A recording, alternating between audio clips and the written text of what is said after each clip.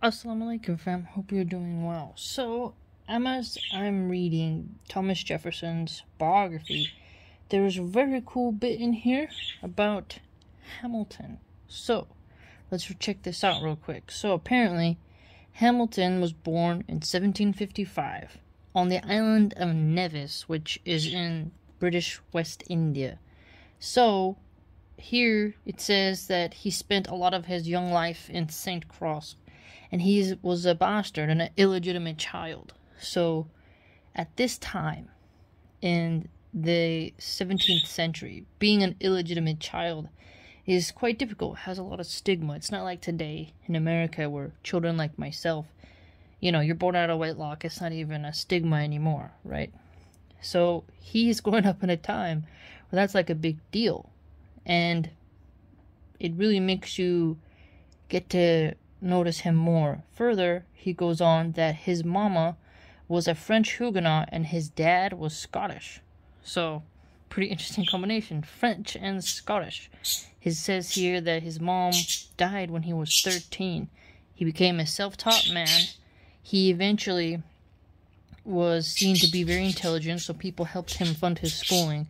He went to King's College, and it says here today that's Columbia University, and that he was a very good essayist. He was always writing, and he gained ground and eventually became George Washington's top aide during the Revolution against Britain. I mean, that to me is just very interesting. You have this young boy whose mother dies when he's young. He's illegitimate.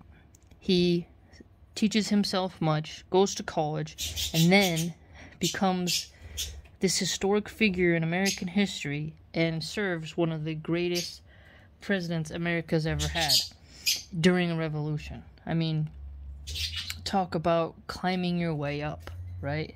Very motivational. Now, it says that he married into the Schuyler family, who apparently was pretty well off and were residents of New York, and he was also a delegate to the Constitutional Convention. It also notes that his father-in-law was really into monarchism, and his father-in-law was named Philip Schuyler. So that is interesting because it notes here that later on, Jefferson actually meditated on the thoughts of maybe America should have a monarch, and he wanted America to have a very close relationship with Britain, which would have made the United States kind of too close to London, when at this time they're actually trying to get away from that. So, very unique. He really wanted to emulate, it says here, the financial and economic systems of Britain, and that he was skeptical about Republican institutions. And, well, very unique. I mean, think about that.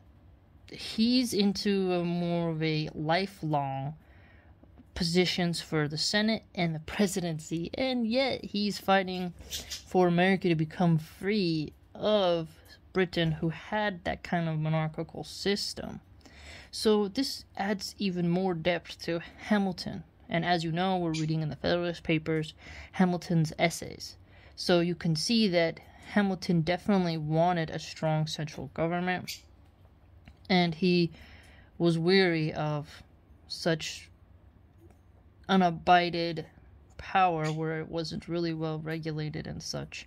So, just a couple cool examples of how Hamilton is a very unique individual, very motivating, climbed his way up.